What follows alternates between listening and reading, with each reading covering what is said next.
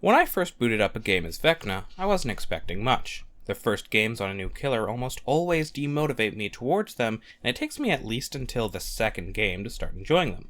That wasn't true of Vecna, though, because my first game with him, I felt amazing. You want to do something? How about no? You want to learn how to play Vecna? Actually, I can help with that one. So you want to learn how to play the Lich. Maybe you're a massive Stranger Things fan and thought this was the guy who breaks your bones, or maybe you saw the fact he has a tool for every situation and thought you would rather play as a mastermind than as the actual mastermind. Whatever the reason, this video should teach you the basics of Vecna and hopefully jumpstart your way to Prestige 100. For a large number of people who joined Dead by Daylight to see this guy called Vecna, I wouldn't be surprised if they thought behavior messed up a Stranger Things Part 2 chapter. D&D is already a game not played nearly as much as other media, and Vecna isn't exactly a recurring character in the series due to the nature of it being a player-created RPG. If you don't know who this imposter is, Vecna is a character from the popular game franchise Dungeons & Dragons. I don't think the DBD fandom and the D&D fandom line up that much, because D&D needs imagination. Well, DBD players will use the same builds they see streamers use constantly with no change or insight.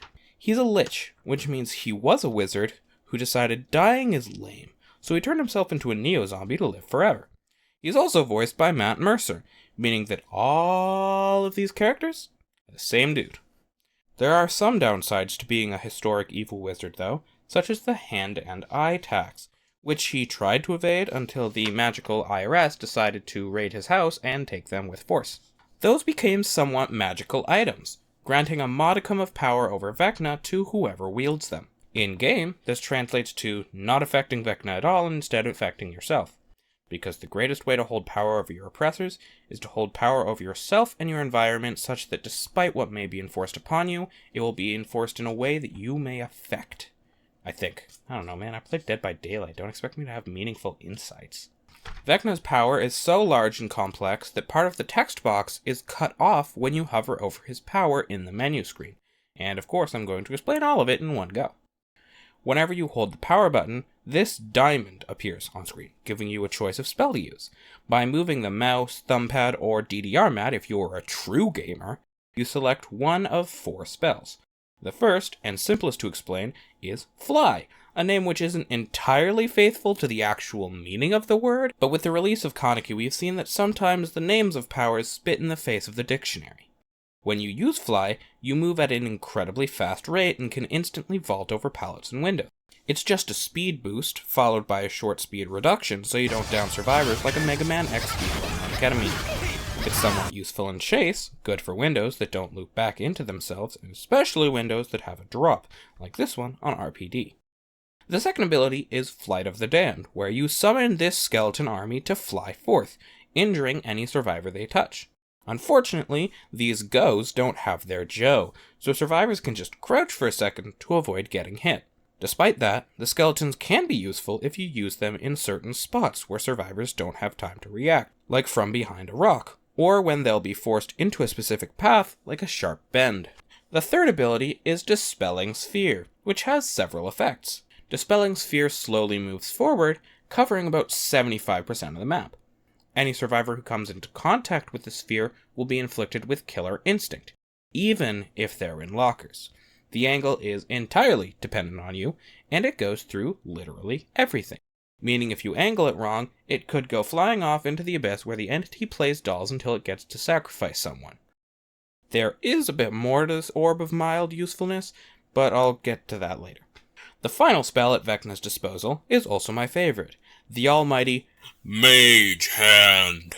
Is a survivor giving you trouble at a loop and you aren't on that god-awful map with 2 pallets per tile? Mage Hand. Now they can't drop the pallet and you get a free hit. Survivor pre-dropped the pallet?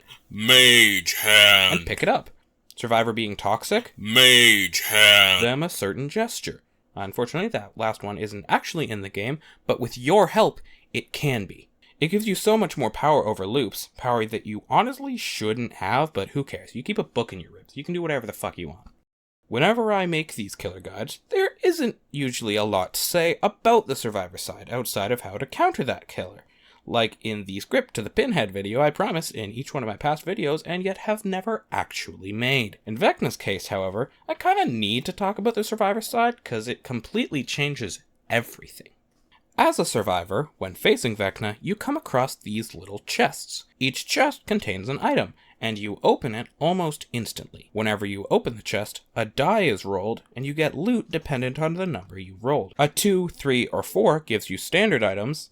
Anything between a 5 and a 19 gives you killer-specific items of various rarities, each countering a specific spell, such as gaining haste when Mage Hand is used, or the ability to see Dispelling Sphere, and a 20 will give you one of 2 special items, the Hand, or Eye, of Vecna.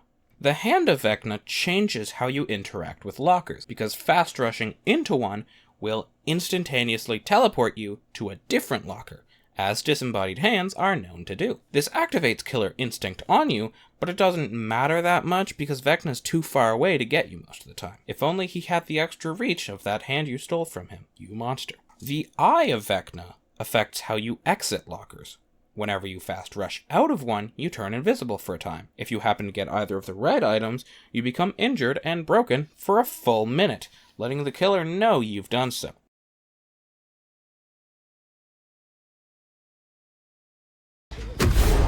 You have made a huge mistake.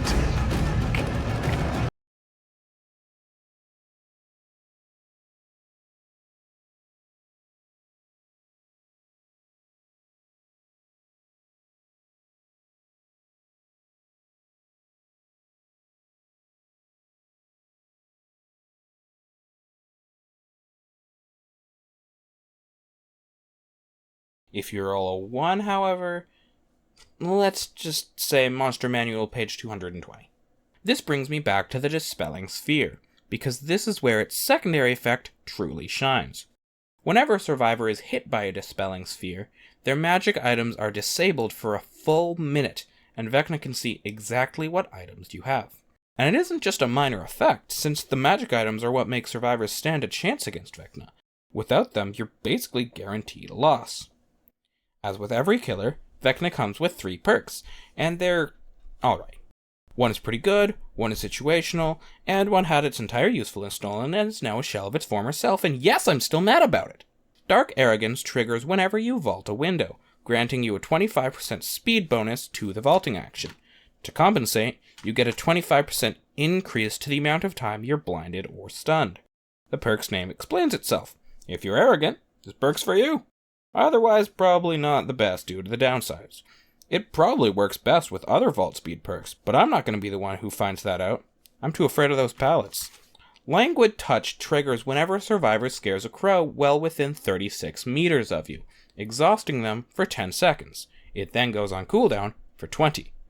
This completely negates every exhaustion perk in the game, meaning survivors probably don't have that lithe crutch to lean on anymore.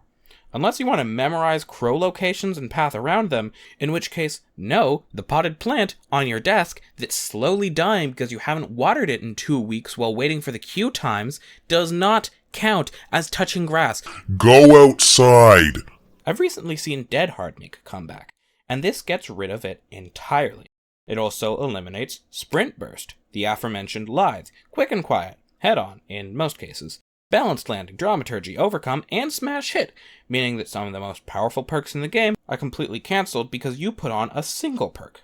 Is it as strong as I'm making it out to be? Probably not, but it still kicks ass. When Vecna's final perk, Weave Attunement, was released, it was one of my favorite perks to throw in any basic build. I had some incredible games using it, and in the original script I had like 4 whole sentences about just how much I loved it. It showed the aura of any survivor within 12 meters of a dropped item, and survivors would drop them automatically, resulting in mini radars all across the map. And then they reduced the range to 8 meters and showed the aura of those dropped items to survivors, making it almost completely useless. Thank you, behavior. And while we're on the subject of perks, this is the part of the video where I tell you the perks you should be using.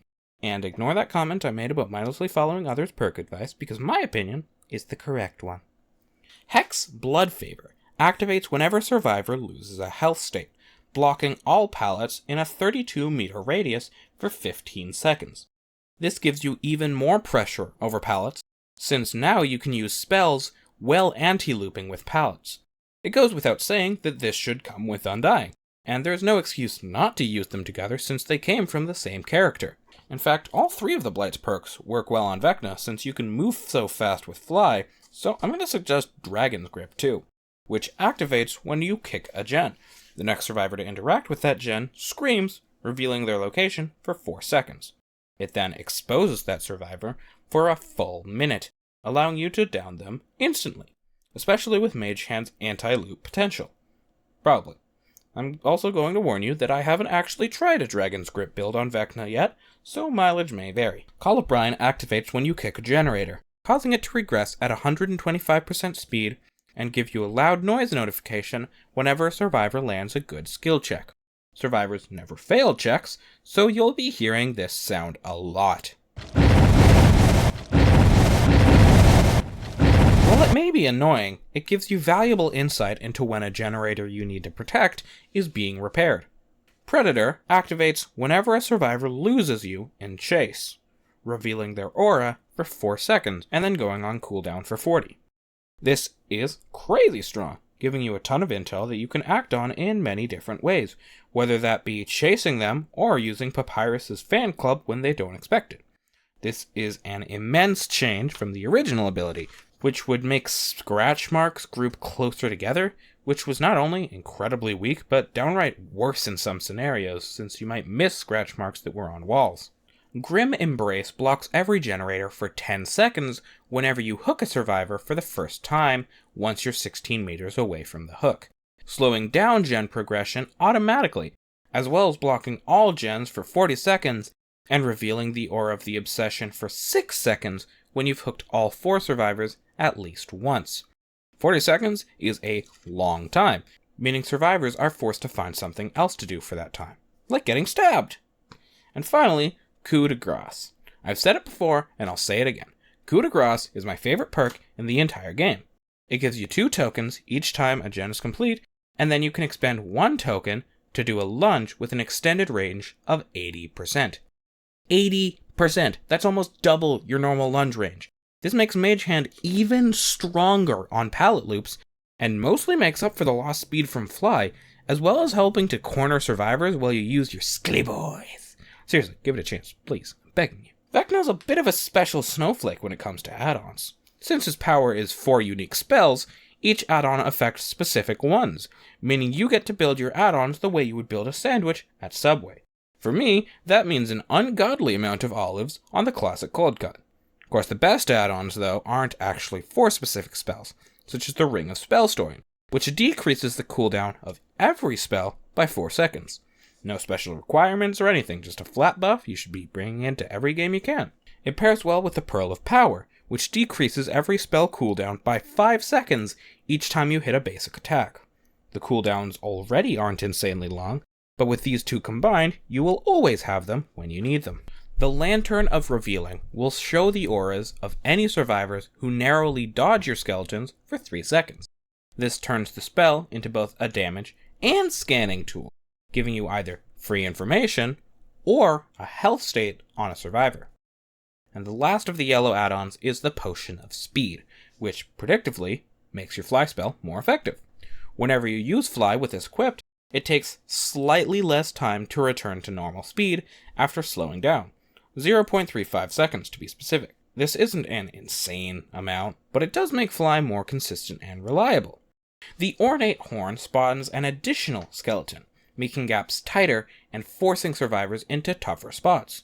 It's not the strongest overall, but when combined with the good red add-on, its true power shows. The Bag of Holding guarantees that 2 of the loot chests will roll a 1, which slows survivors down and gives you information on where they are. Additionally, any survivor opening chests will become oblivious for 15 seconds. Since those chests remain closed, survivors may end up opening them again and trapping themselves, possibly even getting injured if they fail skill checks, though that's rare unless you're going against the actual Dwight Farfield. Vecna's red add-ons are something of a divided pick. One of them is really strong and completely changes how you play the game, and the other is almost entirely useless because it completely changes how you play the game. The Iridescent Book of Vile Darkness, along with taking me 3 takes to say correctly, will turn your skeletons into infant skeletons, going low along the ground and hitting survivors even if they crouch. As a trade-off, it reduces them to only 2, but throw on the ornate horn from before, and you've got yourself a pretty strong range attack. But the skeletons aren't the only change, as it also blocks windows you vault using fly for 45 seconds. Personally, I haven't found this very helpful, but who knows, maybe I'm sleeping on it. I'm not going to discuss the ethics of using undead child soldiers, but I am going to waggle my finger a little bit in protest. They should be in the mines, not biting the ankles of alt girls. The other red add-on is the Vorpal Sword, which changes Mage Hand to destroy dropped pallets instead of picking them up, and changes Dispelling Sphere to inflict any survivors who are injured while hit with it with the broken status effect for 30 seconds. It adds some additional use to the sphere, but changing Mage Hand to such a degree is very questionable, especially if you consider the fact it takes a whole 4 seconds to break, blocking the path for longer than if you just broke it normally.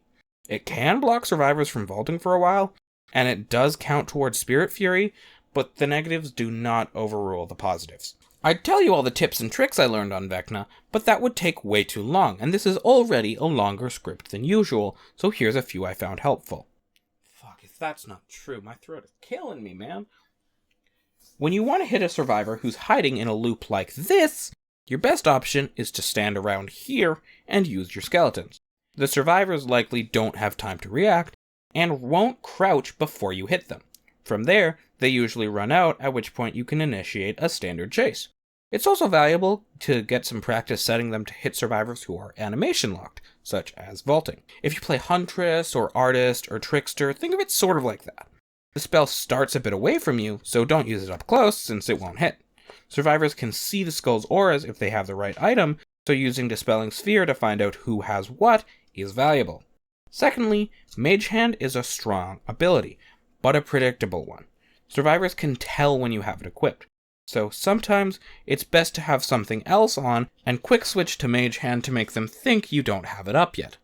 Third, use Fly to quickly cover windows and dropped pallets when it's valuable, as it's faster than a normal vault and can catch survivors off guard. Finally, you can moray survivors who have the hand or eye of Vecna. This is something you should be doing because it's incredibly fast. I think it actually might be the fastest moray in the game, and is practically risk-free. Coming from Apex and seeing finishing moves have this much of a disparity is probably the biggest shock I've had playing as Vecna. As you've likely come to expect from this channel, I always cover the killer's counters, and this video is no exception. Being aware of your weaknesses allows you to overcome them, prepare for them, or just recognize when they happen. Plus, it means this video has some value for the 7 survivor mains who watch this, despite it being a killer guide. I'm not sure why you're here, but I'm glad you are. First off, we need to talk about this right here. Survivor mains, can I level with you for a second? I play a variety of M2 killers, and something I've consistently noticed is that you guys seem to hyper-focus on the M2, to the point where you avoid it so much that you give me a free M1, which is why I will be telling you that sometimes you don't want to crouch on skulls. There are scenarios you do, for example when there's a wall, but in a loop or an open chase, try to dodge the skulls instead of crouching. This gives you more time in chase, and maybe you could get somewhere far enough to help your team pop a gen. Mage Hand is a little bit harder to counter, and it comes down to timing on both ends. Something you should know is there's this little purple glow on pallets that Vecna can Mage Hand. Use this to your advantage to know what he's planning. If you don't see this aura, never pre-drop pallets, as this will likely lock you into an animation that Vecna can easily skull you during. If he has Mage Hand equipped though, only pre-drop if there's some distance, otherwise he'll just pick it up and get the free hit. There's some mind games involved, and you can only really learn with experience. Dispelling Sphere is a strong ability, and the best way to avoid it is to simply get the chest. This actually works for every spell, but Dispelling Sphere is the ability that has no direct counter outside of the special items. Speaking of which, use the boxes. There's a chance to get the incredibly powerful hand or eye, which, believe me, is a nuisance to the killer. Do be aware that picking them up on Death Hook isn't the best idea, since Vecna can kill you by his own hand if you have them, and picking one of them up will injure and break you. Finally, Vecna's a somewhat difficult to master killer, having a tool for every situation, but requiring some skill and thought to use each to their greatest advantage. I would recommend Vecna for players who know how the game works, and have an okay understanding of looping and mind games. He's quite fun and punishing if you know how to use him, but the survivors may be just as punishing. If you put the time into learning him, you can very much do well with his kit, but learning constantly is something Vecna mains should get used to. You can't just start understanding a power somewhat, then completely dominate the game, be at the top of every tier list, strongest killer for all of time. Wait, they already did that? Hopefully it won't be a year until my next video. Thanks for watching. Like and subscribe. Or don't. I'm not your mom.